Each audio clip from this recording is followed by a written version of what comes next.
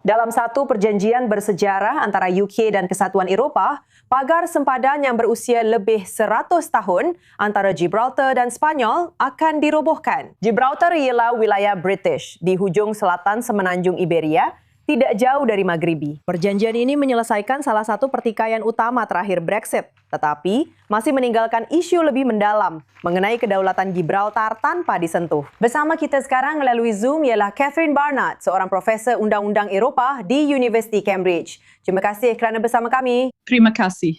Cerita yang menarik. Sebagai permulaan, boleh jelaskan mengapa pagar itu begitu diperlukan selama 1 abad? Baiklah, ia sangat penting kerana Gibraltar adalah sebahagian daripada United Kingdom dan Spanyol sentiasa mengatakan ia sepatutnya milik Spanyol. Dari segi geografi, itu masuk akal. Tetapi rakyat Gibraltar berkata tidak, kami mahu menjadi rakyat British. Dan memang dalam referendum Brexit, mereka mengundi 95% untuk kekal dalam EU. Tetapi mereka masih mahu menjadi sebahagian daripada United Kingdom. Jadi sentiasa wujud ketegangan antara Spanyol dan UK. Dan perjanjian ini tidak menyelesaikan ketegangan itu. Jadi persoalannya ialah dengan semua orang yang boleh melalui kawasan itu, maksud saya adakah terdapat masalah dengan adanya pagar itu? Maksud saya, apakah Anda tahu dari segi memasuki dan orang yang melalui, kenapa itu penting dan sekarang apa yang berubah? Jadi terdapat kira-kira 15,000 orang yang dipanggil pekerja rentas sempadan yang melintasi sempadan setiap hari. Mereka kebanyakannya adalah warga negara Spanyol yang masuk ke Gibraltar dan bekerja di Gibraltar, tetapi juga warga negara British yang pergi ke arah sebaliknya. Dan apabila EU memperkenalkan EES, iaitu sistem masuk dan keluar, yang memerlukan sesiapa sahaja yang bukan warga negara EU untuk diambil cap jari dan gambar mereka di sempadan. Semua ini telah melambatkan proses melintasi sempadan dengan ketara. Anda akan melihat barisan panjang di sempadan. Jadi idea asalnya ialah dengan adanya perjanjian, masalah ini dapat diselesaikan. Dan inilah yang telah dilakukan oleh perjanjian Gibraltar.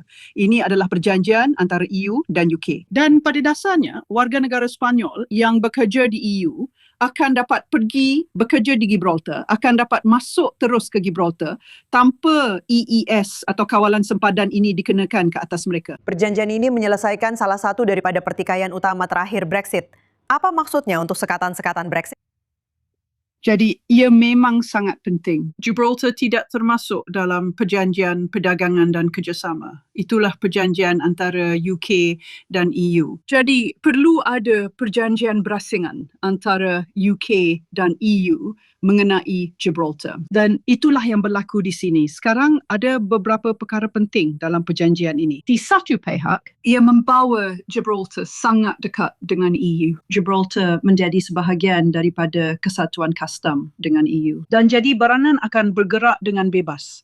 Tetapi ia juga bermakna Gibraltar perlu mematuhi banyak undang-undang kastam EU dan undang-undang EU berkaitan barangan. Tetapi yang kedua dan mungkin bahagian yang paling penting untuk rakyat Gibraltar ialah akan ada pergerakan bebas untuk 15,000 pekerja sempadan itu. Anda tahu, Gibraltar juga kekal di luar kedua-dua EU dan kawasan Schengen. Tetapi peraturan itu kini akan berkuat kuasa di lapangan terbang dan pelabuhannya.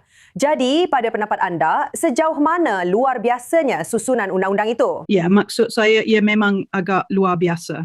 Jadi, Gibraltar tidak akan berada dalam zon Schengen. Dan zon Schengen membenarkan pergerakan bebas untuk semua yang berada dalam zon Schengen. Tetapi ia akan berkaitan dengan zon Schengen.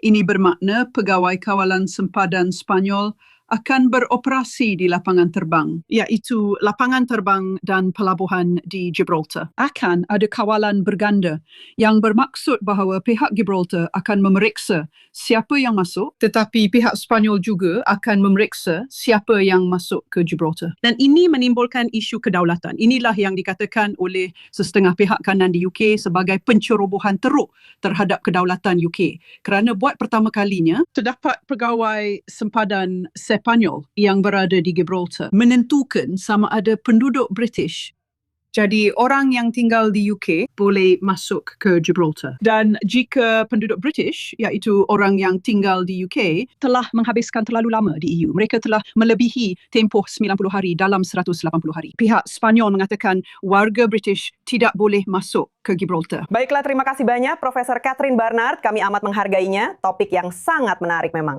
Terima kasih.